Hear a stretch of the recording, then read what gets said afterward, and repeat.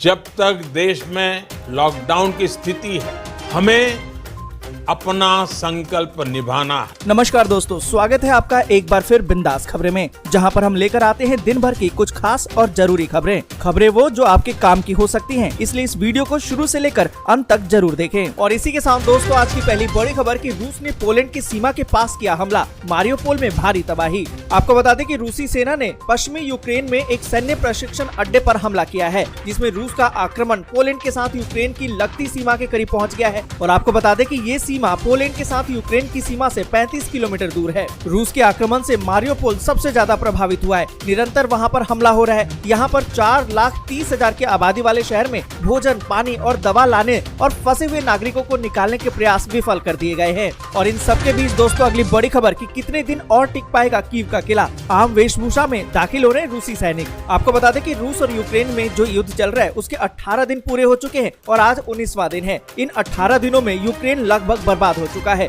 Kyiv पर कब्जे के लिए पहले उत्तर में इरपिन शहर लड़ाई का मैदान बना हुआ है और अब कीव के पूर्व में ब्रोवरी के अंदर रूस और यूक्रेन की सेनाओं के बीच में जंग चल रही है। ब्रोवरी में हर तरफ तबाही का आलम है। यहाँ कई इमारतें खंडहरों में तब्दील हो गई हैं। कीव को घेरने की पूरी तैयारी में रूस है, लेकिन यूक्रेन भी अपने इरादे मजबूत किए बैठा है और रूस का मुकाबला करने के लिए पूरी तरह से तैयार है। और इन सबके बीच दोस्तों, अगली बड़ी खबर कि कीव की घेराबंदी तेज, लड़ाई के बीच अमेरिकी पत्रकार की मौत। आपको बता दें कि रूसी सेना ने यूक्रेन की राजधानी कीव की घेराबंदी अब तेज कर दी है। एक रिपोर्ट की माने तो रूसी सेना का हमला पोलैंड से यूक्रेन की लगती सीमा के करीब पहुंच गया है। आपको बता दें कि रूस ने राजधानी कीव के बाहरी इलाकों में हमला तेज कर दिया है। साथ ही मारियोपोल पर भी शिकंजा अब कसना शुरू कर दिया है। इस बीच आपको बता दें कि यूक्रेन में एक अमेरिकी पत्रकार की मौत हो गई है और ये घटना बेहद हैरान करने वाली है। इस बीच यूक्रेन के साथ वार्ता कर रहे रूसी प्रतिनिधि का कहना है कि दोनों मुल्कों के बीच जो बातचीत चल रही है वो काफी प्रगति पर है। और इन सबके बीच दोस्तों, अगली बड़ी खबर कि यूक्रेन में हालात ठीक होने तक पोलैंड से काम करेगा भारतीय दूतावास। आपको बता दें कि पूरी दुनिया की नजर इस वक्त यूक्रेन की तरफ टिकी हुई है, जो पिछले 18 दिनों से रूस के हमले से तार-तार हो रहा है। एक तरफ रूस और यूक्रेन में चौथे दौर की बातचीत पर सहमति की खबर है, तो दूसरी ओर रूस ने लगातार यूक्रेन के कई शहरों को बर्बाद कर दिया है। यूक्रेन में रूस के बढ़ते हमलों और तेजी से बिगड़ती सुरक्षा स्थिति को देखते हुए यूक्रेन में भारतीय दूतावास को पोलैंड में अस्थायी रूप से स्थानांतरित किया जाएगा। मीडिया रिपोर्ट्स की माने तो यूक्रेन के हालात को देखते हुए इस बात पर फैसला किया जाएगा कि दूतावास वापस कीव शिफ्ट किया जाए या फिर नहीं। और इन सबके बीच दोस्तों, अगली बड़ी खबर कि चौथे दौर की बातचीत से ज्यादा उम्मीदें, कब तक टिक पाएगा कीव। आपको बता दें कि रूस और यूक्रेन के बीच में जो युद्ध चल रहा है उसके 18 दिन बीत चुके हैं और आज 19वां दिन है। कीव पर जीत हासिल करने के लिए रूस ने अब वहां पर हमले तेज कर दिए हैं। और इस समय की दोस्तों बड़ी खबर तो ये आ रही है कि यूक्रेन के राष्ट्रपति वोलोडिमीर जेलेंस्की पुतिन के साथ अब बातचीत के लिए तैयार हो गए हैं। उन्होंने कहा है कि वो इजराइल में रूसी राष्ट्रपति व्लादिमीर पुतिन के साथ बातचीत के लिए तैयार है, लेकिन इसके लिए एक शर्त भी रख दी है,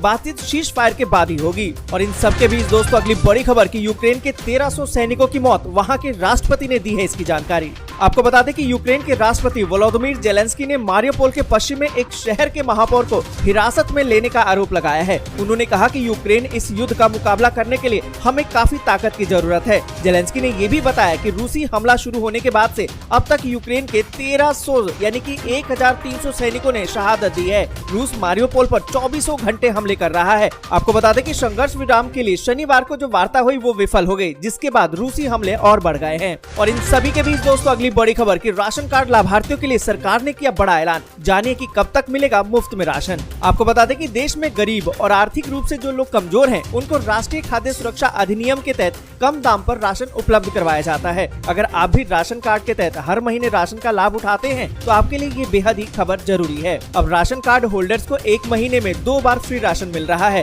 प्रधानमंत्री गरीब कल्याण योजना के तहत मुफ्त राशन वितरण अभियान को आगे बढ़ा दिया गया है। आपको बता दें कि इस योजना में 10 किलो राशन मुफ्त में मिल रहा है। इतना ही नहीं, लाभार्थियों को महीने में 2 बार मुफ्त में गेहूं और चावल के साथ दाल, खाने वाला तेल और नमक भी फ्री दिया जा रहा है। तो दोस्तों, क्या आपको ये सारी चीजें मिलती हैं या नहीं, कमेंट करके जरूर बताएं।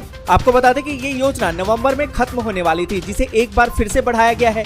और इसी के साथ दोस्तों, अगली बड़ी खबर कि होली से पहले सिर्फ 634 रुपए में खरीदें एलपीजी सिलेंडर। आपको बता दें कि महंगाई की मार से लोग परेशान हैं और सस्ता सिलेंडर खरीदना चाहते हैं, तो ये खबर आपके काम की हो सकती है। होली से पहले घर पर एलपीजी सिलेंडर खत्म हो गया है, तो जल्दी कीजिए, अभी सिर्फ 634 रुपए में ही एलपीजी सिलेंडर आप ले सकते हैं। हालांकि देश के अलग अलग हिस्सों में अभी एलपीजी सिलेंडर की कीमत 900 रुपए या फिर इससे अधिक है। बावजूद इसके के आप 634 रूपए में सबसे सस्ता सिलेंडर खरीद सकेंगे। आपको बता दें कि 634 रूपए में जो सिलेंडर आपको मिलेगा वो कंपोजिट सिलेंडर होगा। इसका मूल्य 633 रूपए 50 पैसे है और इस सिलेंडर में 10 किलोग्राम की गैस रहती है। और इसी के साथ दोस्तों अगली बड़ी खबर की SBI के ATM से अगर आप पैसे निकालने जा रहे हैं तो जान लीजिए ये जरूरी नियम, बैंक ने दी है इसकी जानकारी।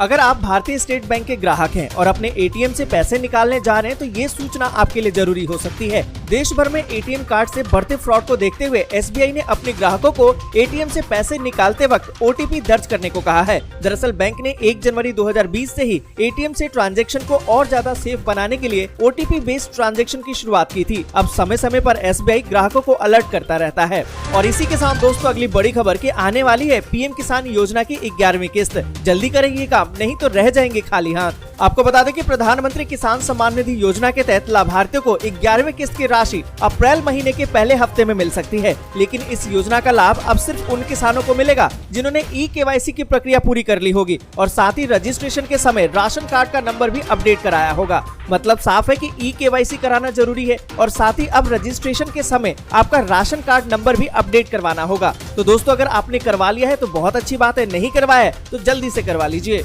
और इसी के साथ दोस्तों अगली बड़ी खबर कि सस्ते में सोना खरीदने का शानदार मौका, हफ्ते भर में इतने घट गए हैं दाम। आपको बता दें कि अगर आप सोना या फिर सोने के गहने खरीदना चाहते हैं तो आपके लिए अच्छी खबर है। इस कारोबारी हफ्ते में सोने के साथ साथ चांदी की कीमत में भी बड़ी गिरावट दर्ज की गई है। सोने की कीमत में जहां 1100 रूपए प्रति 10 ग्राम से ज्यादा की गिरावट दर्ज की गई, वहीं इसी दौरान चांदी 850 रूपए प्रति किलोग्राम सस्ती हो गई है। और इन सबके बीच दोस्तों अगली बड़ी खबर की चीन में कोरोना विस्फोट, 2 दिन के अंदर ही घरों में कैद कर दिए गए करीबन 3 करोड़ लोग, 3 शहरों में लगा दिया गया लॉकडाउन। आपको बता दें कि चीन में कोरोना वायरस महामारी ने फिर से पैर पसार लिया है। बताया तो ये गया कि जिनपिंग सरकार ने सोमवार को दक्षिणी चीन के तकनीकी हब शेंजन में सख्त लॉकडाउन लगाने का ऐलान किया है। इसी के साथ शहर के करीबन 1 करोड़ 70 लाख लोग अब घरों में कैद रहने को मजबूर हैं। स्थानीय प्रशासन ने लॉकडाउन का ये कदम तब उठाया जब जिले में एक ही दिन में 66 लोग संक्रमित मिले। गौरतलब है कि चीन के जिलिन प्रांत की राजधानी चांगचुन ने शुक्रवार को ही लॉकडाउन लगाया जा चुका है। तब इस शहर में 90 लाख लोगों को आपात अलर्ट के बाद घरों में कैद रहने को मजबूर किया गया था। आपको बता दें कि चीन में करीबन 19 प्रांतों में ओमिक्रॉन और डेल्टा वेरिएंट का प्रकोप है।